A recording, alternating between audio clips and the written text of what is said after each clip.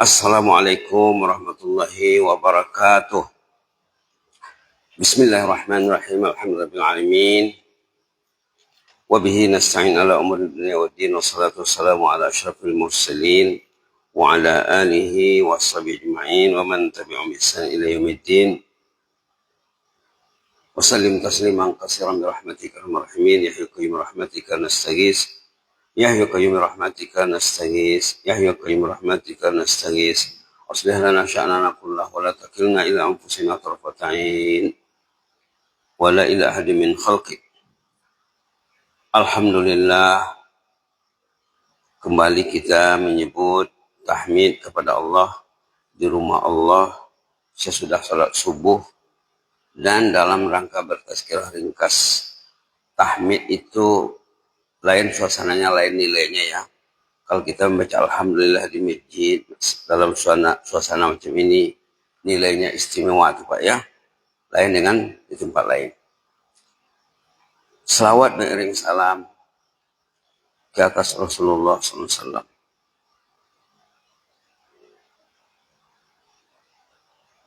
Tadi kita bersama surah Yasin halaman 444. Senang ya. 444. Mulai dari ayat 55 sampai ayat 69. Dalam satu halaman saja. Kalau di komunitas yang maju biasanya satu halaman itu satu rakaat. Kalau kita bagi dua.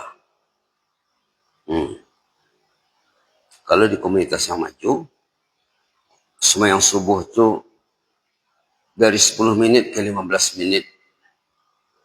Mereka sudah maju. Mereka sebelum sholat membaca Quran. Di rumah sudah membaca Quran. Menunggu qamat dia baca Quran. Nah, kalau kita pergi ke komunitas yang maju. Bahkan ada di antara mereka yang antara azan dan qamat itu setengah jam membaca Quran. 99% manusia ada di masjid itu membaca Quran semuanya dengan tekun. Subhanallah. Itulah target kita sebenarnya. Kita kalau jauh dari Al-Quran, jangan bilang nak meningkat iman lagi. Mau meningkatkan iman, dekatkan diri dengan Al-Quran. Subhanallah. Baiklah ya. Kita ambil satu petikan ayat yang dibaca tadi, ayat 60 ataupun 60-61 lah. Nah, ayat 60-61, peringatan Allah nanti di hari kemudian. Tapi sudah ada di sini. Berarti untuk sekarang juga. Nah, nanti Allah memperingatkan kepada Bani Adam yang terpengaruh dalam ajakan syaitan. Allah memperingatkan, A'udzubillahi minasyaitonirrajim. Alam a'had ilaikum ya bani Adam alla ta'budu syaitan. Innahu lakum aduwwum mubin. Wa ni'buduni hadza siratum mustaqim. Alam a'had ilaikum. Peringatan Allah nanti di hari pembalasan. Realitas yang akan terjadi nanti di sana, itulah di antara keunikan Al-Quran ini, peristiwa yang akan berlaku sudah ada di sini. Tidak lari itu. Tidak lari.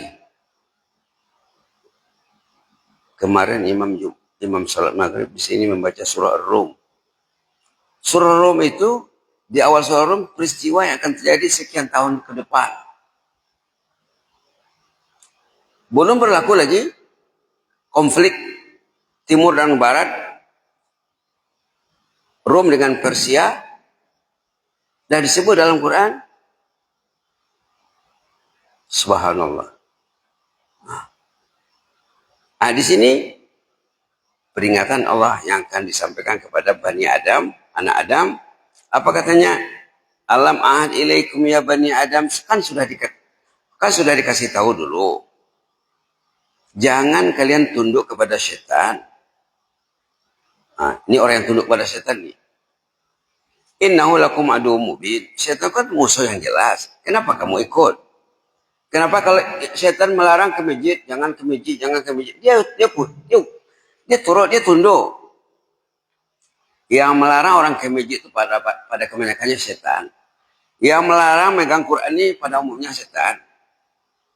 Tak usah pegang Quran Pak, katanya. Pegang yang lain-lain saja. Tapi dia tak cakap. Ada bisikan di hati menyuruh memegang yang bukan Al-Quran. Inilah dipegangnya. Subhanallah. Ada kawan memposting, kalau Anda memegang kitabullah seperti Anda memegang HP, selamat Anda itu, katanya. Kalau anak istri di rumah memegang Quran seperti memegang HP, berinteraksi dengan Quran seperti berinteraksi dengan HP, dah selamat. Di sini Allah memperingatkan, kan sudah kukasih tahu dulu, jangan tunduk kepada setan. Jangan mengabdi kepada setan. Innahu lakum aduwwum mubin. Jelas setan itu musuh yang terang. Jelas musuh. Masih dituruti. Jangan ke masjid. Tidak ke masjid dia.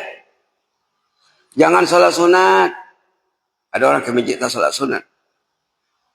Jangan tahajud. Satu rumah tak tahajud.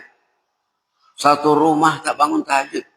Satu rumah tidak ada yang pergi ke masjid.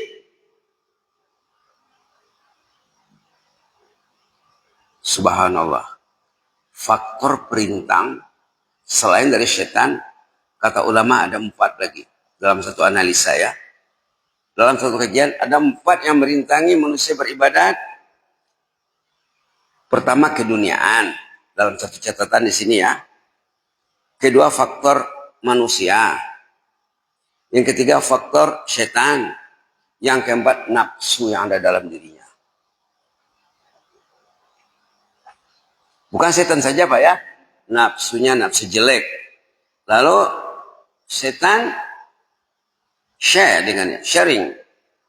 Kongsi dengan nafsu yang jelek tadi. Mengelola manusia itu agar tidak ke masjid. Agar tidak membaca Quran. Tidak terdengar Quran, tidak berbunyi Quran di rumahnya. Satu rumah tidak ada pegang Quran.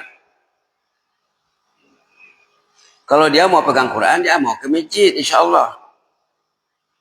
4 faktor perintangan dalam hidup ini. Keduniaan.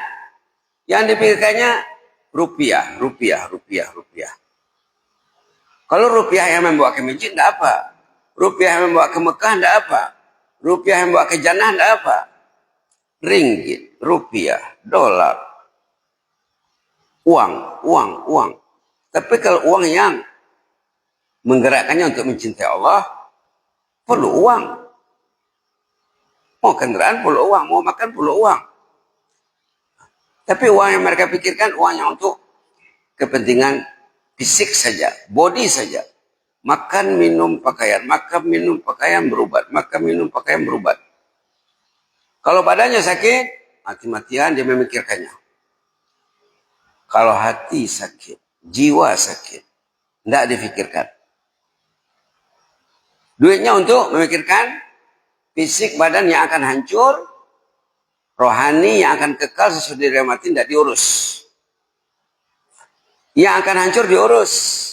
Nah, inilah keduniaan tadi. Body akan hancur Pak ya. Kecuali orang yang dijaga Allah. Ada yang dijaga Allah. Dulu ada guru saya di Malaysia, Profesor Dr. Syahrundin Al-Hafiz. Doktornya dari Universitas Al-Azhar, Mesir. Ada pengalihan kuburan, ada pelebaran jalan. Jadi ada terkait satu kubur, maka dimintalah ulama ini memindahkan jenazah itu. Dipindahkan, tidak berubah jenazahnya. Kain kafan tidak berubah.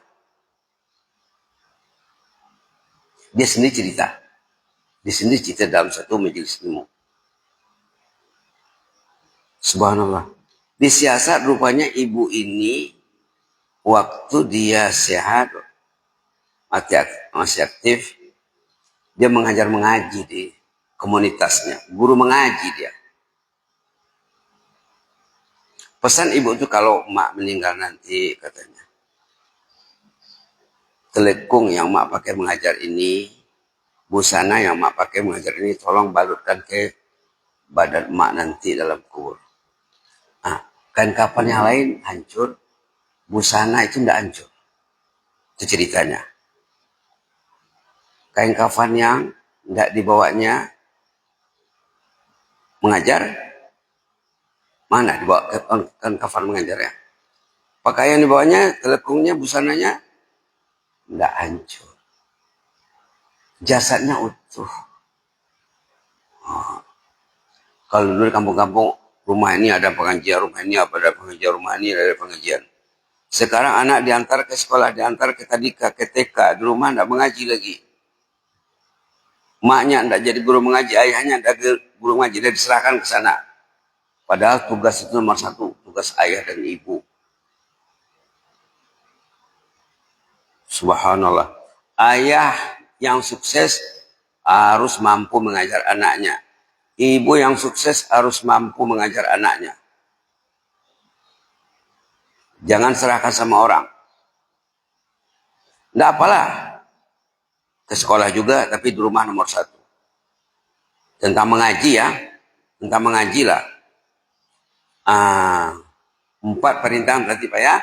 Manusia, ayahnya tidak mengaji.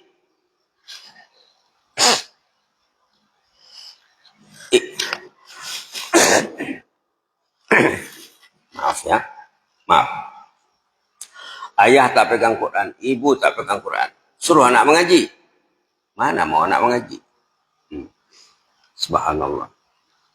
Kenapa ibu dan ayah dan ibu, ahli keluarga tidak mengaji, dirintangi dengan keduniaan? Yang pikirkannya bukan Quran, bukan akhirat, bukan pada mahsyar. Yang dipikirnya kehidupan temporary, yang sekarang saja. Untuk yang dimakannya, yang diminumnya, yang dipakainya, untuk yang dipegangnya. Sekarang orang mikir macam mana supaya yang dipegangnya ini tetap bersamanya. Macam mana belanja ini, itu yang dipikirkan. Macam mana menafkahi ini. La ilaha illallah. La ilaha. Dan di sini ada juga faktor kesyaitanan. Di sini ada faktor keduniaan, ada faktor kesyaitanan, ada faktor kenapsuan, ada faktor makhluk. Berkumpul di sini 4 faktor penghalang hidup. Keduniaan, makhluk, syaitan, dan nafsu. Subhanallah. Dalam ayat tadi, Allah memperingatkan anak Adam nanti, kenapalah kalian tunduk kepada syaitan? Itu kan jelas musuh kalian. Disuruhnya orang tua lambat tidur. Tidak ada manajemen tidur dalam kehidupannya. Tidak ada pengaturan, penataan. Tidurnya tidak tertata, tidak teratur. Mau bangun jam berapa? Terserah. Mau ke masjid? Tidak ada. Kalau dia mau ke masjid, dia akan mengelola, mentadbir tentang hal tidurnya. Manajemen tidurnya mesti baik. Dia tidak mau telat. Itulah dulu Pak ya. Ayat berapa tadi? Ayat 60, 61. Boleh juga lanjut pada 62 dan 63. Tapi kita fokuskan 60, 61 bahwa faktor yang menghalang manusia dalam surah Yasin ini untuk beribadat kepada Allah, kesyaitanan. Tapi bila dianalisa oleh ulama ada lagi, selain syaitan ada 3 lagi. Dan dalam media ini berkumpul keempat-empatnya. Berapa banyak orang terpuruk ke lembah kelalaian, ke lembah kedosaan, ke lembah kemaksiatan, lembah kenifakan. Nifak itu munafik Pak. Ini media munafik. Nauzubillah. Media dosa. Kalau Quran tidak dipegang. Tapi kalau Quran dipegang, Quran dipedomani, dihayati. Dia memegang media, genggaman, handset, medsos. Dia akan cari sesuatu yang sesuai dengan Al-Quran. Yang bertentangan Al-Quran dia tidak mau. Na'udzubillah. Astaghfirullah. A'udzubillahi minasyaitonirrajim. Mudah-mudahan bermanfaat, Pak ya. Jazakumullah khairah. Inni uhibbukum fillah wa astaudiukumullah. Wassalamualaikum warahmatullahi wabarakatuh.